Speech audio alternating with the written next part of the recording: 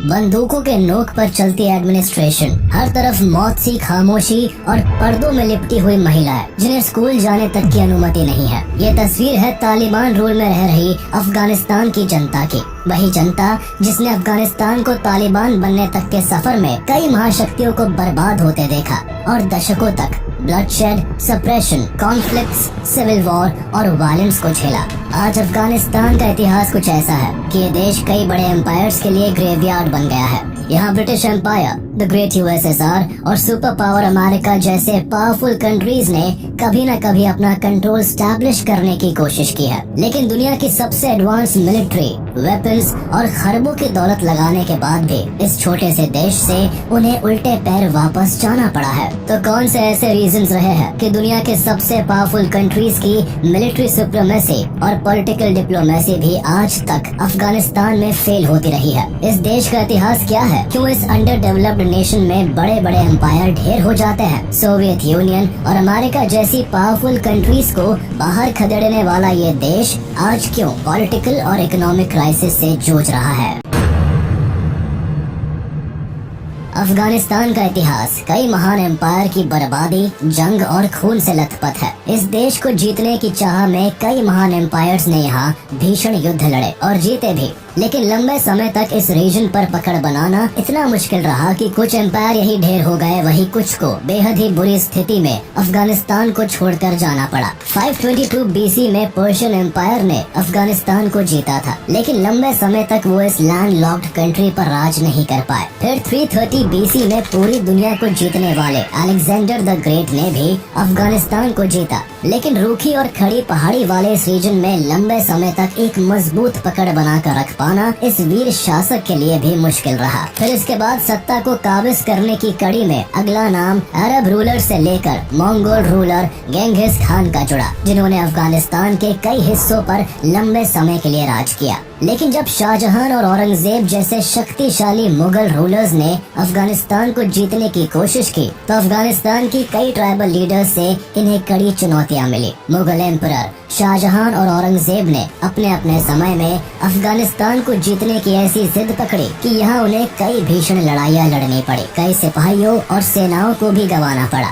कई बार प्रयास करने के बाद इस रीजन पर उन्हें जीत भी मिली, लेकिन अपने शासन को यहाँ लंबे समय तक बरकरार रख पाना संभव नहीं रहा। फिर 19th सेंचुरी में सिख रूलर राजा रंजीत सिंह ने भी अफगानिस्तान पर जीत हासिल की, लेकिन उन्हें भी अफगानिस्तान पर पकड़ बनाने के लिए सालों तक युद्ध करना पड़ा। कई सैनिक और सेनाएं इस सरजमीन पर ध्वस्त हो गयी, लेकिन इतने भीषण रक्तपात के बाद भी अफगानिस्तान को कोई अपनी ताकत की नोक पर दबा नहीं पाया। जाहिर था हिंदू कुश माउंटेन से घिरे अफगानिस्तान में जियोग्राफिकल चैलेंजेस हमेशा से काफी चैलेंजिंग रहे हैं। इस लैंड लॉक्ड कंट्री के लैंडस्केप को समझ पाना और उसमें लड़ाई लड़ना किसी भी रूलर के लिए इतना टफ टास्क था कि यही मुश्किलें आने वाले समय में कई ग्रेट नेशंस के लिए भी सरदर्द की वजह बनी रही।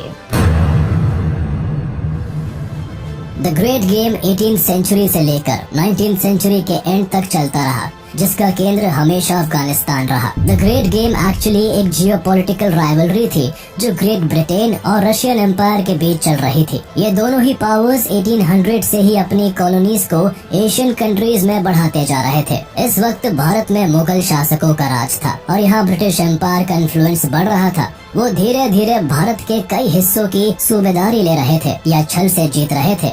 इसके अलावा इंडिया के ऊपर अपना रूल बनाए रखने के लिए ब्रिटिश एम्पायर का अफगानिस्तान के ऊपर कब्जा होना काफी जरूरी था। वो अफगानिस्तान को बफर जोन की तरह यूज करते थे, जिससे कि वो इन एशियन कॉलोनीज में आसानी से इन्फ्लुएंस बनाए रख सके।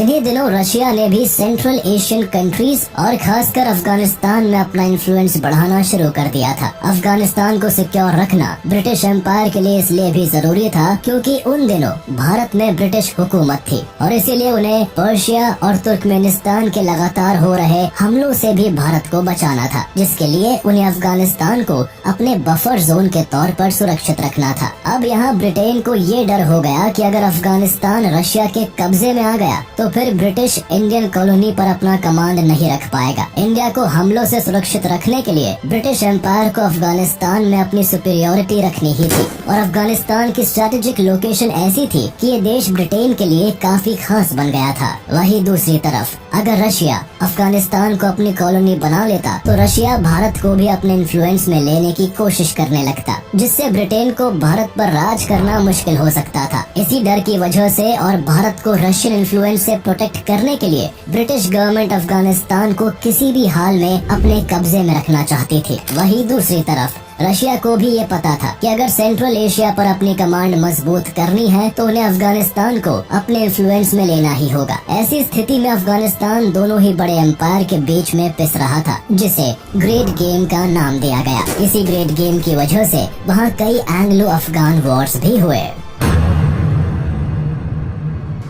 1838 तक ब्रिटिश पूरी तरह से आशंकित हो गई कि अब अफगानिस्तान के ऊपर रशियन एम्पायर का इन्फ्लुएंस हो जाएगा, जो कि ब्रिटेन के लिए खतरा हो सकता था। उन्हें सबसे ज्यादा डर था कि अगर रशिया अफगानिस्तान को अपने इन्फ्लुएंस में कर लेता है तो वो दिन भी दूर नहीं होगा जब वो भारत पर भी अपना कब्जा जमा कर नहीं रख पाएगा। इन दिनों दोस्त मोहम्मद अफगानिस्तान का रूलर था। वो रशिया और ब्रिटेन के इन्फ्लुएंस के बीच बैलेंस बनाना चाहता था। इसका मानना था कि अफगानिस्तान को ब्रिटिश और रशियन दोनों ही एम्पायर से अच्छा रिश्ता मेंटेन करना है, जिससे कि अफगानिस्तान का डेवलपमेंट हो सके। लेकिन उनकी इसी स्ट्रैटेजी ने ब्रिटिश एम्पायर को आशंका में डाल दिया। ब्रिटिश एम्पायर पूरे अफगानिस्तान पर अपना इन्फ्लुएंस रखना चाहता था, लेकिन दोस्त मोहम्मद की इस बैलेंस अप्रोच से उन्हें लगा कि ये रशिया के बढ़ते इम्पैक्ट को नहीं रोक पाएंगे। और इसी अजम्पशन में ब्रिटेन ने 1838 में अफगानिस्तान पर आक्रमण कर दिया, जिससे कि किसी भी तरह वो अफगानिस्तान को अपने बफर जोन के तौर पर सेफ रख सके। अफगानिस्तान किसी भी कीमत पर ब्रिटिश एम्पायर की गुलामी नहीं चाहता था, और जब ब्रिटिश एम्पायर ने उन पर हमला किया तो अफगानिस्तान ने ब्रिटिश फोर्सेस का जमकर मुकाबला किया। 1839 में ब्रिटिशर्स ने काबुल को कंट्रोल कर काबुल पर अपने कठपुतली शासक को बिठाना चाहा, लेकिन अफगानिस्तान के लोकल ग्रुप्स और ट्राइबल वॉरियर से उन्हें इतना भारी विरोध झेलना पड़ा कि उनके खतरनाक हमलों ने ब्रिटिश एम्पायर के एडवांस वेपन से लेस ब्रिटिश आर्मी को बुरी तरह से हरा दिया। इस वॉर में ब्रिटिश एम्पायर के लगभग 16,000 सैनिकों को मौत के घाट उतार दिया गया था, और ऐसे में एक भारी बेइज्जती, ह्यूमिलिएशन और हार के साथ ब्रिटिशर्स को अफगानिस्तान से पीछे हटना पड़ा था। लेकिन अपनी हार से बौखलाए ब्रिटिश एम्पायर ने हार नहीं मानी और 1870 में अफगानिस्तान में रशिया के बढ़ते वर्चस्व से घबराकर एक बार फिर युद्ध के मैदान में कूद गया। इस बार अफगानिस्तान पर अपनी पकड़ बनाने के लिए ब्रिटिशर्स ने सेकेंड एंग्लो अफगान वॉर का सहारा लिया।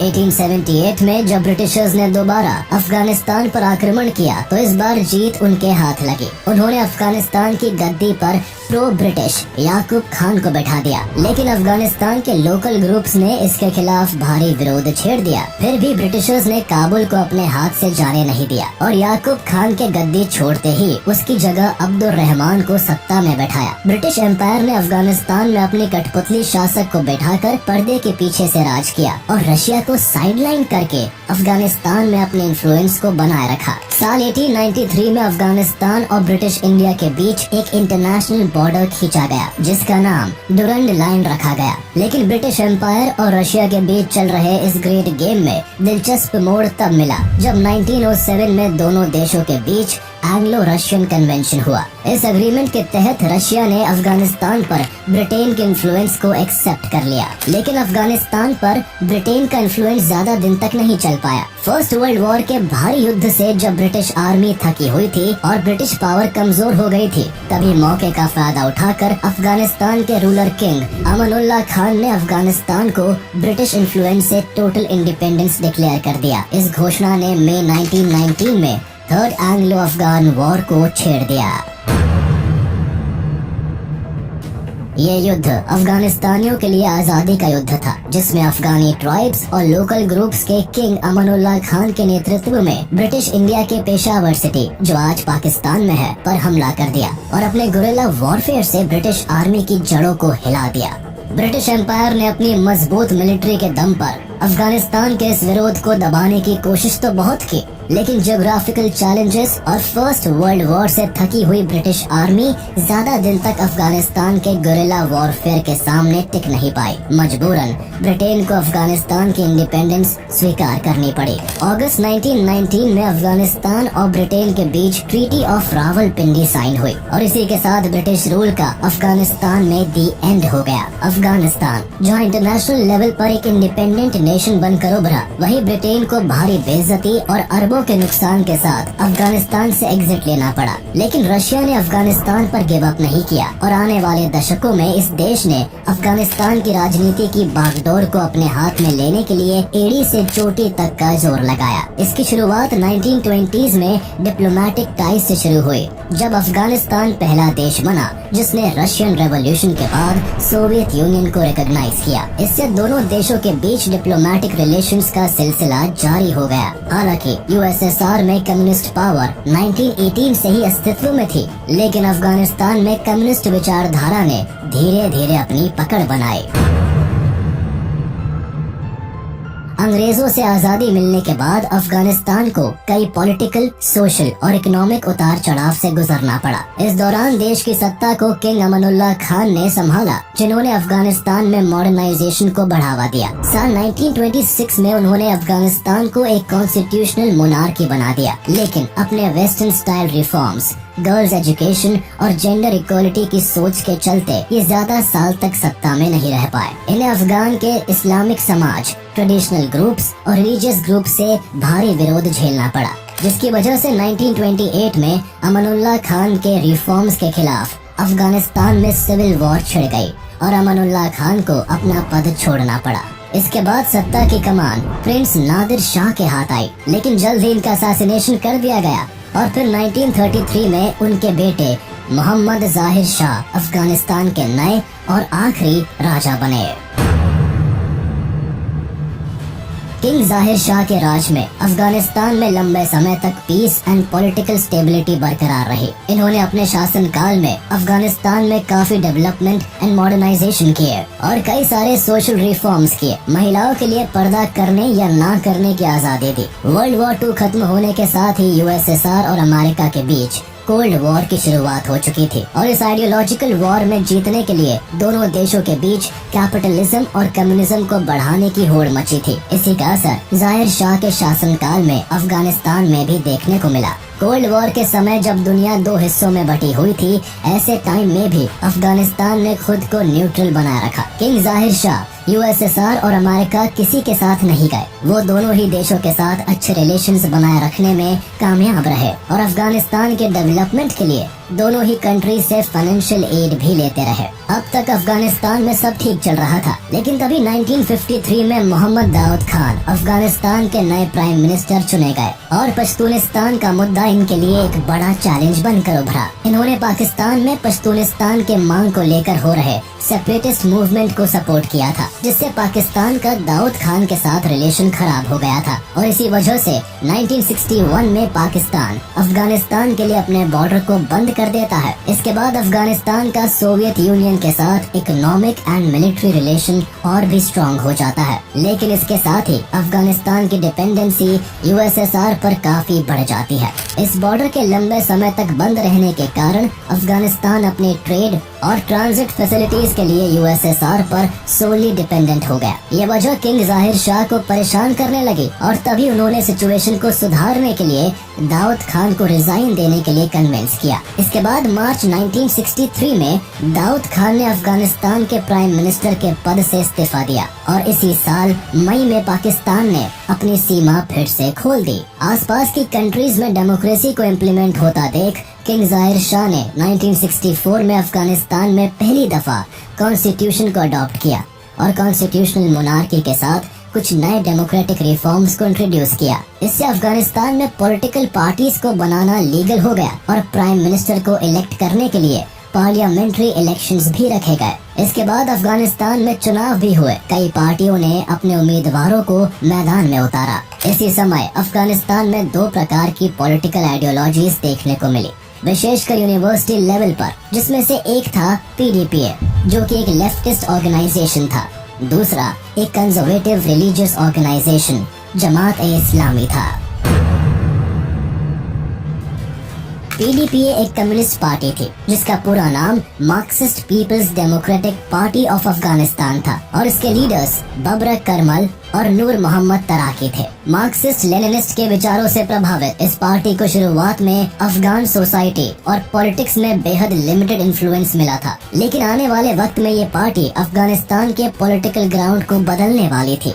वही दूसरी पार्टी जमात-ए-इस्लामी थी जिसकी स्थापना 1971 में काबुल यूनिवर्सिटी के फैकल्टी ऑफ रिलीजन में की गई थी। कुछ ही दिन के बाद पीडीपीए दो फैक्शंस में बट गई, जिनमें से एक खल्क कहलाई जिसे नूर मोहम्मद तराकी द्वारा लीड किया गया, जबकि दूसरी परचम कहलाई जिसे बबरक करमाल द्वारा लीड किया गया। 1965 से लेकर 1972 तक अफगानिस्तान एक लंबे समय तक पॉलिटिकल अनस्टेबिलिटी के दौर से गुजरता रहा। इन दिनों अफगानिस्तान यूएसएसआर के इन्फ्लुएंस में तो जरूर रहा, लेकिन इन्होंने अमेरिका का दामन भी पूरी तरह नहीं छोड़ा और इसी वजह से यहाँ बहुत ज्यादा उथल पुथल रही। 1973 में जब जाहिर शाह फॉरेन ट्रिप पर गए, तब वहाँ के former prime minister Daoud Khan ने कू करके अफगानिस्तान की गद्दी हड़प ली और इसी पावर ट्रांसफर के साथ अफगानिस्तान के फॉरेन रिलेशंस की दिशा भी बदल गई। कू में दाऊद खान किंग जाहिर शाह की गद्दी छीनने में सफल हो गए। उन दिनों दाऊद खान अफगानिस्तान के आर्मी जनरल थे और वहाँ के प्रिंस भी, इसीलिए उन्हें जनता और आर्मी दोनों का ही सपोर्ट मिला। इसके अलावा किंग जाहिर शाह के समय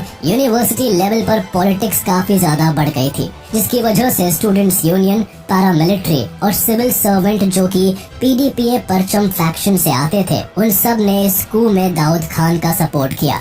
दाऊद खान के इस कू के बाद अफगानिस्तान में वन पार्टी सिस्टम के तहत रिपब्लिक ऑफ अफगानिस्तान की स्थापना कर दी गई। किंग जाहिर शाह के पास अब कोई ऑप्शन नहीं था, इसीलिए वो इटली में ही एग्जाइल के तौर पर रहने लगे। अफगानिस्तान की पॉलिटिक्स में हुए हेरफेर का शुरुआत में सोवियत यूनियन ने खुले दिल से स्वागत किया। उन्हें उम्मीद थी कि दाऊद खान की प्रेसिडेंसी में अफगानिस्तान में सोवियत यूनियन का इन्फ्लुएंस बढ़ेगा, लेकिन हुआ कुछ उल्टा ही। दाऊद खान की फॉरेन पॉलिसीज ने सोवियत यूनियन को खफा कर दिया। अपनी प्रेसिडेंसी में दाऊद खान ने अफगानिस्तान को इंडिपेंडेंट बनाने के लिए सोवियत पर अपने देश की डिपेंडेंसी को कम कर दिया। वही दूसरी तरफ मिलिट्री और इकोनॉमिक असिस्टेंस के लिए दाऊद खान ने अमेरिका का दरवाजा खटखटाया। कोल्ड वॉर के चलते अमेरिका और यूएसएसआर में पावर टसल पहले से ही जारी था, इसीलिए अमेरिका ने अफगानिस्तान में मॉडर्नाइजेशन और इंडस्ट्रियलाइजेशन के बहाने अपनी पकड़ को मजबूत करने की कोशिश की, ताकि वह सोवियत यूनियन के इन्फ्लुएंस को कम कर सके। हालांकि अमेरिका और यूएसएसआर के बीच दाऊद खान अफगानिस्तान को नॉन अलाइंड ही रखना चाहते थे, पर ऐसा हुआ नहीं। इस पावर शिफ्ट के बाद दाऊद खान ने अफगानिस्तान में कई फेरबदल किए और इसी वक्त वो अफगानिस्तान में कई चेंजेस लाए। इन्हीं बदलावों में से एक था वहाँ का कॉन्स्टिट्यूशन। 1977 में दाऊद खान ने इस्लाम, नेशनलिज्म और सोशलिज्म वर्ड्स को देश के संविधान में इंक्लूड कर दिया। दरअसल दाऊद खान के जो भी सपोर्टर्स थे वो सब पीडीपीए और सोशलिज्म से प्रभावित थे, जिन्हें खुश करने के लिए दाऊद ने सोशलिज्म वर्ड का तो इस्तेमाल कर दिया था, लेकिन इसके अलावा वो देश में रह रहे ट्राइबल और कंजर्वेटिव इस्लामिस्ट को भी सेटिस्फाई करना चाहते थे, इसलिए भी वहाँ इस्लामिक वर्ड को संविधान में लॉन्च कर दिया गया। लेकिन उनकी ये चाल तब फेल हो गई जब उनकी इस कार्रवाई से सोवियत सपोर्टर्स नाराज हो गए। नया कॉन्स्टिट्यूशन दोनों ही कम्युनिस्ट पार्टी की आइडियोलॉजी से विपरीत था, इसीलिए इन लोगों ने इसका विरोध करना शुरू कर दिया, जिससे दाऊद खान काफी इनसिक्योर फील करने लगे और कम्युनिस्ट पार्टी मेंबर्स को सप्रेस और टॉर्चर करने लगे। सोवियत लीडर लियोनिड ब्रेजनेव से हुई एक प्राइवेट मीटिंग में दाऊद खान ने साफ कह दिया कि भले ही अफगानिस्तान गरीब ही रहे, लेकिन अपने डिसीजंस और फॉरेन पॉलिसीज के लिए इंडिपेंडेंट रहेगा। इस बात से सोवियत यूनियन और ज्यादा इनसिक्योर हो गया। सोवियत यूनियन को डर था कि अमेरिका अफगानिस्तान में अपना इन्फ्लुएंस जमा चुका है, इसीलिए उसने पीडीपीए को स्ट्रांगली सपोर्ट करना शुरू किया ताकि वह अफगानिस्तान में अपनी मनचाही सरकार चला सके। वही दूसरी तरफ दाऊद खान का एंटी कम्युनिस्ट सप्रेशन चलता रहा। इसी बीच अप्रैल 1978 को कम्युनिस्ट लीडर मीर अकबर खैबर की हत्या कर दी गई। नूर मोहम्मद तराकी जो कि पीडीपीए के इन्फ्लुएंशियल लीडर थे, उन्होंने दाऊद खान को इस हत्या के लिए जिम्मेदार ठहरा दिया, जिसके बाद पूरे देश में लोग दाऊद खान के खिलाफ हो गए और दाऊद खान के खिलाफ कू कर दिया। इसी बगावत के दौरान पीडीपीए के दोनों विंग्स दोबारा से 10 सालों के सेपरेशन को भुलाकर फिर से एक हो गए। इस कू में दाऊद खान और इनके परिवार को मौत के घाट उतार दिया गया, जिसे सावर रेवोल्यूशन का नाम दिया गया। कू के बाद अफगानिस्तान में कम्युनिस्ट पार्टी PDPA की सरकार बनी और नूर मोहम्मद तराकी न्यू प्राइम मिनिस्टर बन गए। इनका पावर में आना सोवियत यूनियन के लिए एक बड़ा आइडियोलॉजिकल और पॉलिटिकल विन साबित हुआ, क्योंकि इस दौर में सोवियत यूनियन का अफगानिस्तान में इन्फ्लुएंस बढ़ता चला गया। लेकिन USSR की ये पसंदीदा सरकार ज्यादा समय तक नहीं रह पाई। नूर मोहम्मद तराकी कम्युनिस्ट विचारधारा से प्रभावित थे, इसीलिए वो रिलीजियस टीचिंग्स के खिलाफ थे। उन्होंने अपने रिजीम में रिलीजियस एजुकेशन को सिलेबस से हटा दिया और रिलीजियस लीडर्स की पावर को कम कर दिया। रिलीजियस इंस्टीट्यूशंस के खिलाफ उन्होंने मॉडर्नाइजेशन के साथ साथ गर्ल्स एजुकेशन को काफी बढ़ावा दिया। वो अफगानिस्तान में कई लैंड रिफॉर्म्स भी करते चले गए, जिससे अफगानिस्तान के बड़े land owners, extreme Islamist leaders और इस्लामिक पार्टी इसके खिलाफ हो गई। अफगान सोसाइटी और ट्राइबल लीडर्स में एक एंटी कम्युनिस्ट सेंटिमेंट डेवलप होने लगा। अफगानिस्तान में हो रही ये पॉलिटिकल लड़ाई अब इस्लाम धर्म को बचाने की लड़ाई बन गई। एथनिक, ट्राइबल और इस्लामिस्ट ग्रुप्स को विश्वास हो गया कि इस्लाम खतरे में है और उसको बचाने के लिए कम्युनिस्ट सरकार को जड़ से मिटाना जरूरी है। इसीलिए ट्राइबल लीडर्स, एंटी कम्युनिस्ट और रिलीजियस कंजर्वेटिव्स ने हथियार उठा लिए। इन ग्रुप्स को दबाने के लिए PDPA सरकार ने भी कोई कसर नहीं छोड़ी। कई लोगों को मारा गया, जिससे ये ग्रुप और वायलेंट होकर अलग अलग रूरल एरियाज में गुरिल्ला टैक्टिक्स से लड़ने लगे। इन्हें ही आगे चलकर मुजाहिदीन कहकर बुलाया गया।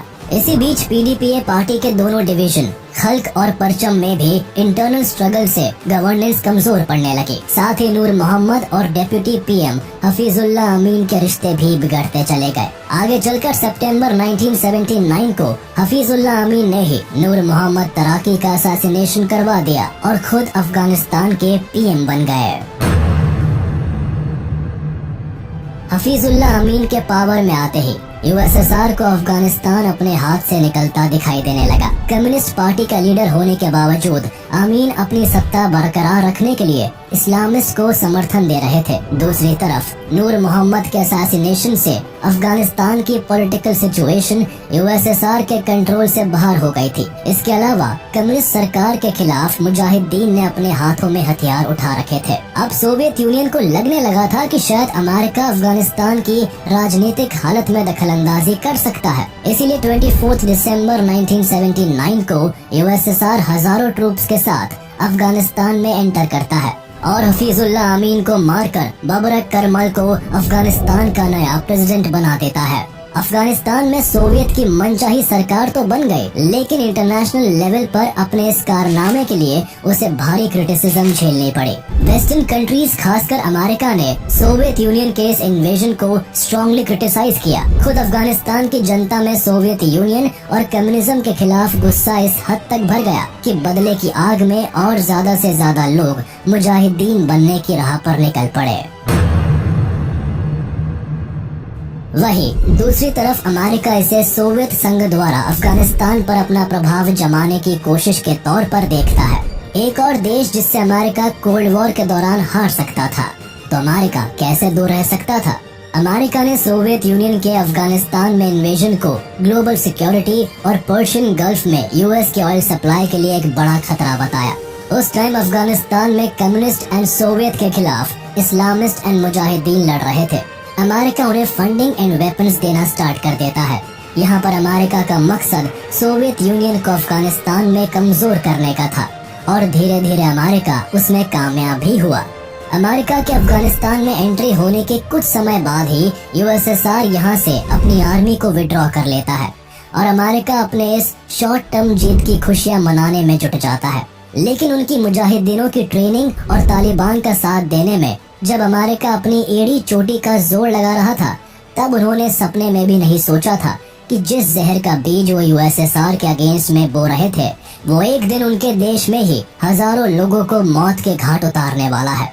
इसके अलावा अफगानिस्तान के लोग जो अब तक USSR के जाने से जश्न मना रहे थे, उन्हें भी शायद ही पता था कि उनकी ये खुशियाँ ज्यादा दिनों तक नहीं टिकने वाली है। जल्दी ही अफगानिस्तान में तालिबान का राज होने वाला था और ये देश फिर से एक बार अंधेरे की गहराइयों में जाने वाला था, जिसकी कहानी हम आपको अपने अगले वीडियो में बताने वाले हैं। उम्मीद है आपको ये वीडियो पसंद आई हो।